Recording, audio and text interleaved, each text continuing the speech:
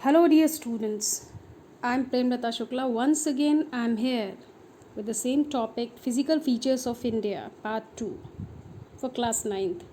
But before proceeding our chapter, let me remind you to subscribe our channel, press the bell icon for further notifications, like and share it. Students, in my first video, Physical Features of India, Part 1, I've explained about theory of tectonic plates, and the theory was explanation or the theory which explains the formation of physical features on the earth. Then movement of plates, classification of movements. I've told that was divergent, convergent and transform. Afterwards, formation of 7 continents with the help of 7 major and minor plates, and formation of our great Himalayas.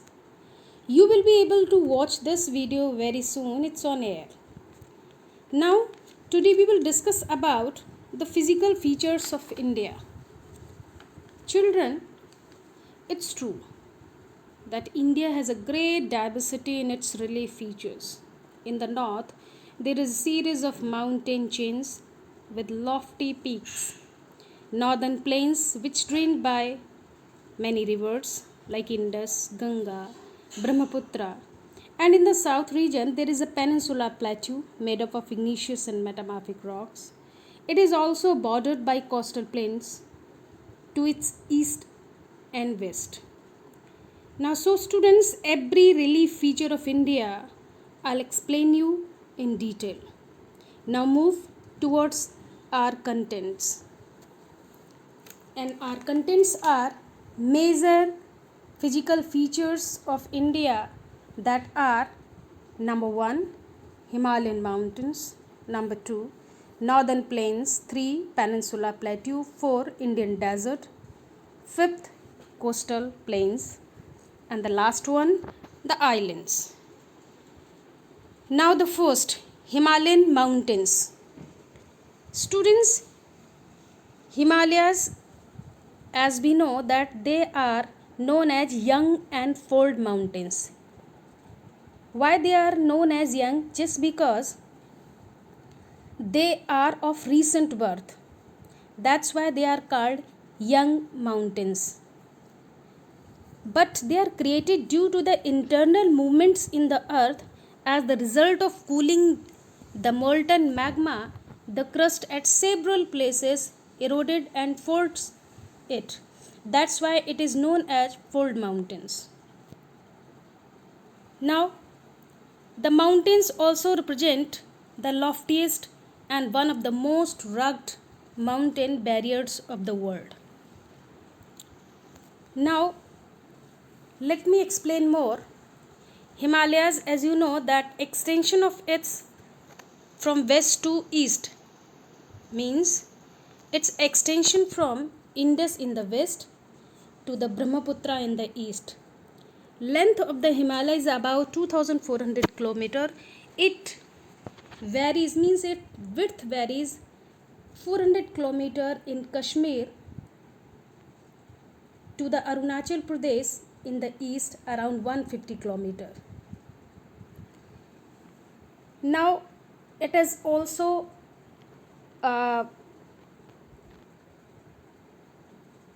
having 3 parallel ranges, that are Himadri, Himachal and Shivalik. Students, all the 3 ranges, let me explain. Himadri, sometimes it is also known as Greater Himalayas. It's also loftiest one. All the highest peak of Himalayas belong to the range like Everest, Kanchenjunga, and this remains always covered with snow. It is also made up of like rocks, metamorphic rocks, granite rocks. Now the next one, Himachal, that is sometimes, or it is also known as Lesser Himalayas or Middle Himalayas. Their height around 4000 kilometer.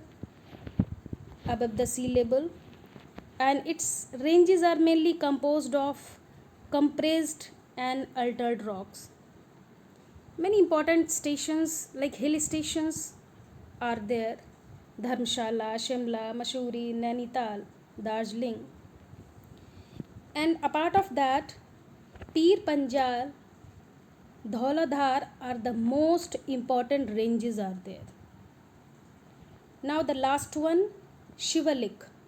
Shivalik, that is also known as outer range of Himalayas.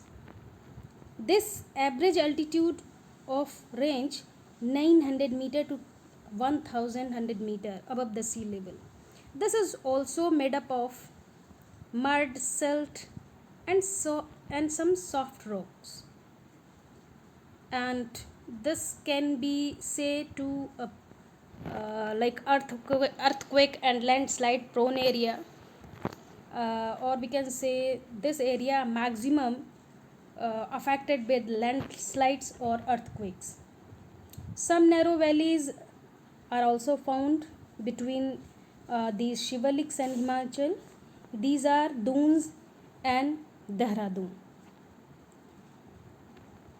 Now this is also demarcation of rivers, means it also separated with the help of these rivers, or the area with the help of rivers like Punjab, Kumaon, Nepal, Assam, Purvanchal, and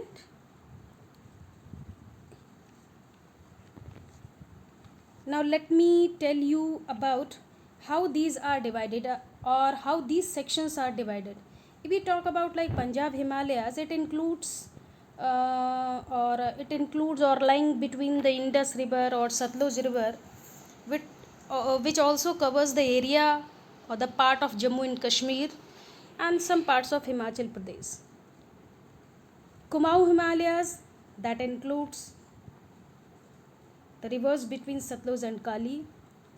Nepal Himalayas, it includes the area or the section between Kali and Teesta. Assam, it includes the area of Teesta and Dihang. In this way, the whole Himalaya mountains covers this area. Now come to our next topic, that is northern plains. Students, northern plains of India, that is the most important plain or most important feature, major feature of India. It has been formed by the interplay of three major rivers, that are, or these rivers are Indus, Ganga and Brahmaputra, along with their tributaries. The plain is basically formed with the deposition of alluvial soil, and this area spreads over around 7 lakh square kilometer, around 2400 kilometer long, and around 320 kilometer broad. It is also densely populated because all the physical or all the favorable conditions are found here comparatively other features of India. One of the reason also behind it why this area is mostly or densely populated, just because of rich soil, adequate water, favorable climatic conditions, and many more things. Division of plain, this plain is broadly divided into many sections like Punjab plains, Ganga plains, Brahmaputra plains, and division on the basis of the difference relief, this is also divided into four sections: Bhabar, Tarai, Bhagar, and Khadar. So let me explain in brief about all the plains, like Punjab plains, that is basically formed by the river Indus and its tributaries, Jhelum, Chenab, Satluj, etc. Ganga plain, that is formed by river Ganga obviously and its tributaries, Yamuna, Gandak, Kosi, Ghagra. It covers the states of Delhi, Haryana, UP, West Bengal, Jharkhand. Brahmaputra plains, that is basically lies in the east, mainly in Assam. There are very narrow plains drained by Brahmaputra and its tributaries. Now, all the relief like Bhabar. When we talk about Bhabar, this is the region when river descend down, means when river comes down from the high altitude area to the plain area. That time from the mountains it started to deposit pebbles in a narrow belt around 8 to 16 kilometer parallel to the slopes of Sivalik. This area is known as Bhabar. Tarai. Below the Bhabar belt, the streams and rivers re-emerge and create a very swampy area, marshy region, and this region known as Tarai. That is completely thickly forested area, rich in wildlife. Bhangar, that is the largest part of northern plains, made up of older alluvium. Now Khadar, the newer, younger deposit of floodplains found in the lower river valley and at the mouth of river. These are very fertile and get renewed every year by annual floods. They are suitable for intensive cultivation. Now our next topic, that is Peninsula Plateau. Students, Peninsula Plateau, it is composed of igneous and metamorphic rocks, and that is also known as oldest landmass.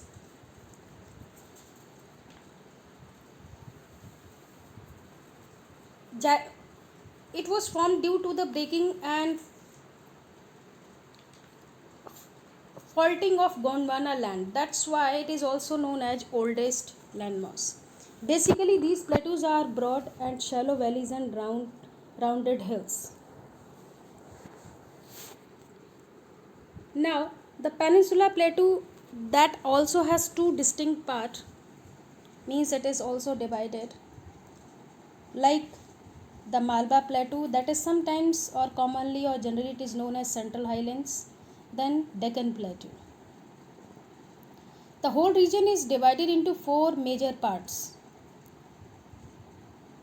North West Plateau, Northeast Plateau, Central Plateau and Southern Plateau. It all are comprises under Central Highlands.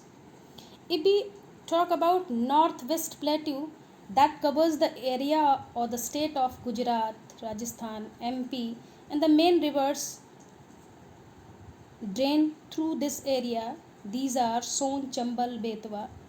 Soil is very clayey and blackish. Now Northeast Plateau, this region divides into three parts, that is Chota Nagpur, Chhattisgarh and Bastar Hills. This region covered with dense forest and many tribal people lives here. Main rivers are Damodar and Swarnlekha. It is rich in minerals. It's very fertile region due to the deposition of rich soil brought by Mahanadi. Obviously, students, you might have heard the most famous dam, Hirakund Dam. Yes, that also played a very significant role by providing irrigation and electricity in this area or in this region. Central Plateau, that lie between Narmada and Krishna rivers. It covers the area of MP, Chhattisgarh and Karnataka. Now our next one, that is about Deccan Plateau. It's also known as triangular landmass. This plateau is bounded by hills on the east and west. Western hills collectively known as Western Ghat or Sahyadri. Eastern hills are collectively called Eastern Ghat.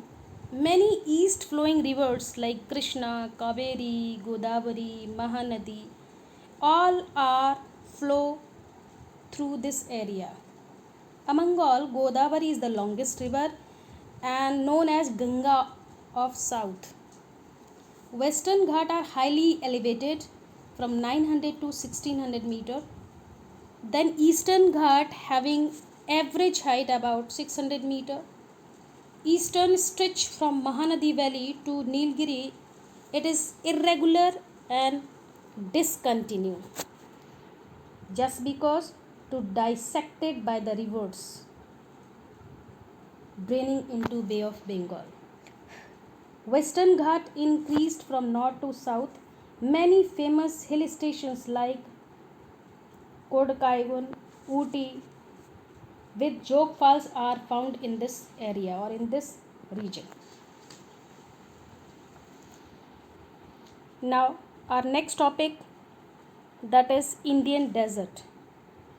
Yes students, Indian desert, that all you know, it lies to the west of the Aravalli range. It covers the area of Rajasthan, Gujarat, and it of course Rann of Kutch, that can be say Rann of Kutch in Gujarat, and it also touches Pakistan borders in west. And Aravalli hills divide Rajasthan into two parts. Western part that remains dry throughout the year, its length about 500 km, width 300 km, completely covered with sand dunes, very low rainfall, arid climatic conditions are found. Due to that, very low vegetation can be seen here. Luni is only the seasonal river in this region. Scarcity of water has made the life of people tough. Longest canal of India, like Indira Gandhi Canal, bridge water from the river Satluj for irrigation. Means Indira Gandhi is only the canal which brings water for them to irrigate the area. Land of warriors, it is also called, like many stories you might have heard about, and many famous things of Indian desert, like Ghumar, that is the famous dance.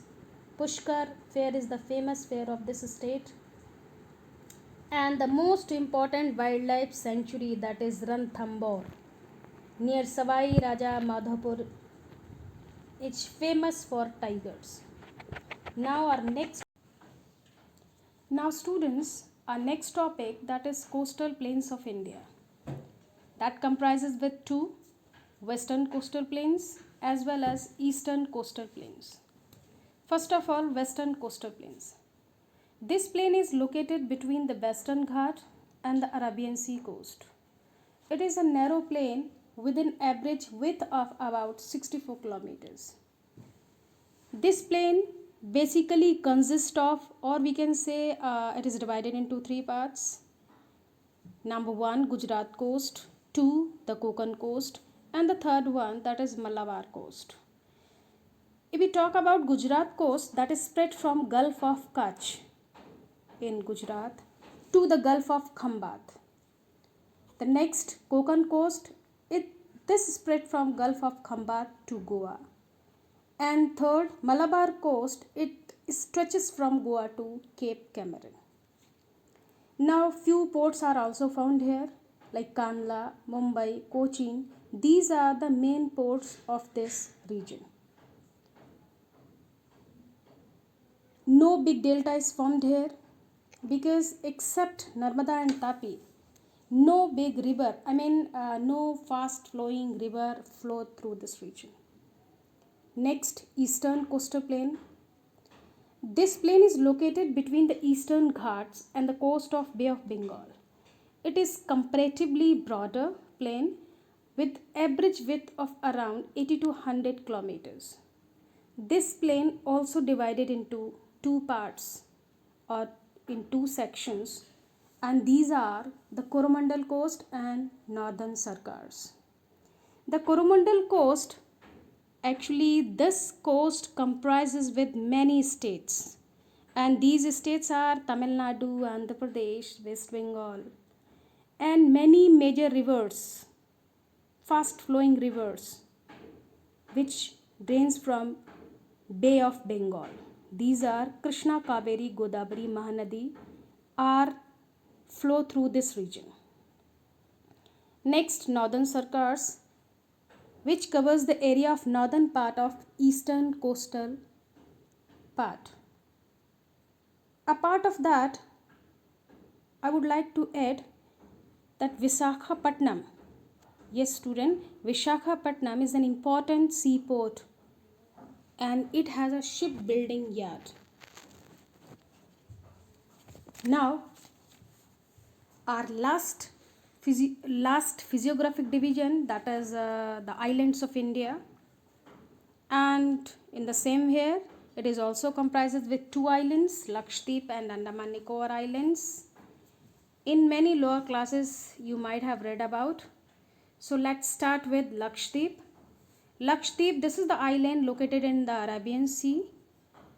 They are in group of 36 islands, but only 10 islands are inhabitant among 36. It is small in size because it covers small area of 32 square kilometer. The specialty of this island is that it is composed of coral reef. Maybe you confused, maybe you not aware about the word coral, so let me explain in short. Coral, it is actually a small marine animals with a calcareous skeleton. Calcareous means full of calcium, means made of calcium. Calcareous skeleton, or we can say a short-lived microscopic organism which live in colonies. Now our next island, that is Andaman and Nicobar Islands. This island located in the Bay of Bengal with a group of 300 islands. Among only 36 islands are inhabitant. They are bigger in size, and entire group of this island is divided into two parts. Northern part of this island is called Andaman, while southern part is known as Nicobar Islands. Students, it is believed that these islands are an elevated portion of submarine mountains. Now, let's revise the chapter. Question number 1, that is, explain the latitudinal division of Himalayas. Means division of Himalayas from east to west. I've already explained earlier about the four section or the four division of Himalayas from east to west. These are Punjab Himalayas, Kumaoni Himalayas, Nepal Himalayas and Assam Himalayas. These are demarcated with major rivers. Like if we talk about Punjab Himalayas, that is the area belong between Indus and Satluj. Kumaoni area between Satluj and Kali. Nepal from between Kali to Tista, and Assam Tista to Dihang. Now second, how did the northern plains come to existence? Means how it is formed. Obviously that I have told you, interplay of three rivers. Yes students, it has formed with the help of three major rivers, northern major rivers. These are Indus, Ganga and Brahmaputra, who brought alluvial soil and deposited this region and make this region more and more fertile, and due to its fertility it is densely populated. Now third one, which is the largest unit of the Peninsula Plateau of India? Obviously it is Deccan Plateau. And the fourth one, which coastal plains of India comprises the Konkan and Malabar coast? Three sections we have read under Western Coastal Plain. So obviously the answer is Western Coastal Plain. The last one, write a note on corals. At the last moment I have explained you, it is short-lived microscopic organism lived in colonies, or we can say these short-lived organisms flourish or bloom in warm water. Now it's all over, your chapter completed. Thank you very much.